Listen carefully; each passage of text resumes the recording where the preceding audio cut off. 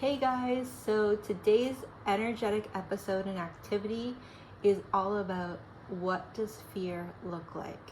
Sometimes when we're in the cycle, we can't even recognize it. So, what does fear look like? Settling for mediocre, using people to get what you want, being deceptive to fulfill your own needs, even at the cost of hurting another. I asked Oren, and his idea of fear, he put it very, very simply.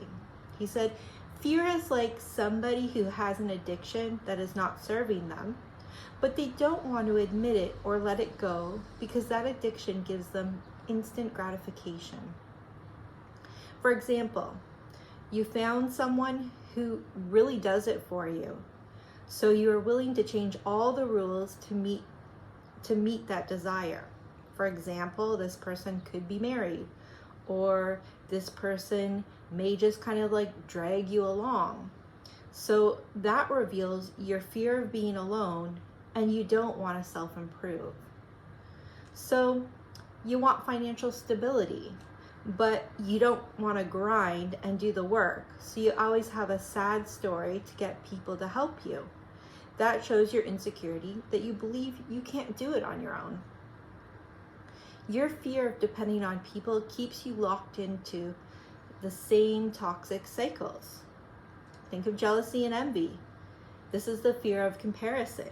You want what they have, but instead of being happy for them, you want to put them down because you feel down. Instead of asking them or being happy for them, you could actually learn and grow from them, but instead putting them down will always keep you down. When we live in fear, we support a destructive pattern that keeps us in the same loop, instead of growing into more unity consciousness and evolving into the person that we could really be proud of. When you shine, you make others shine. Your deepest fear is that you're powerful beyond measure, and it really is true. I look at when I started to become psychic, I was like, wow, like our minds are really creating the world around us.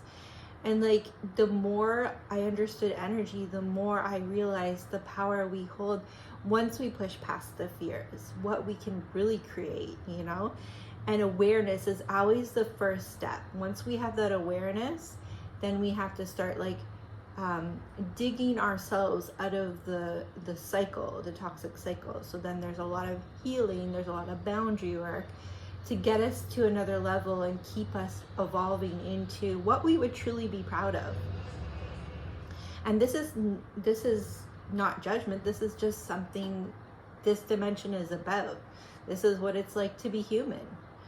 And these are just a few of the many situations in wanting to live a more empowered life. And these are things that I can help you to bring in more awareness, whether it's working with healthy boundaries or opening up your heart to live beyond the fear. I can teach you how to work with the energy to receive all that your heart desires. Because if it's in your hearts, it's really meant for you. Because the love is the only truth. Fear is false evidence appearing real. And that's what we're trying to push ourselves beyond. And I know we've all heard that, but once we really start to do the work, we're like so amazed at all the opportunities that are always right in front of us, because energy is always showing us opportunities if we choose to use it for that. So I've been sharing activities from this book, The Magic, it's The Secret. And today's activity is the magic ingredient. Before I read this, Spirit wanted me to share this coffee sleeve message, which was actually from my old workplace. A girl that I used to work with, Sarah, would write them on coffee sleeves to inspire people. And it says, "One day you'll look back to today and be so proud that you kept going." And when you really commit to doing your healing work and stepping into everything that you truly desire, it really is quite the process. So you actually can look back and be really grateful for how far you've come. And so this activity, it's called the magic ingredient. A thankful heart hath a continual feast. W.J. Cameron, journalist and businessman. Giving thanks for food before you eat is a tradition that has been followed for thousands of years, dating back to the ancient Egyptians. With the fast pace of life in the 21st century, taking time to give thanks for a meal has more often than not been left behind. But using the simple act of eating and drinking as an opportunity to be grateful will increase the magic in your life exponentially. And that's one thing that I started to incorporate ever since I met Oren. Every time we sit down for a meal, we will say we will be grateful for the meal and say our thanks for it. And it really takes me back to, it was around 2013 when I was getting homeopathy done. And the lady that was doing it for me, she started to teach me a little bit about energy. And she told me about Dr. Emoto's water experiment. And I'm sure you guys have heard of it. It's where the vibration of your thoughts and words are basically, they go into the water. Water has a memory. And so it just goes to show you the power of our words.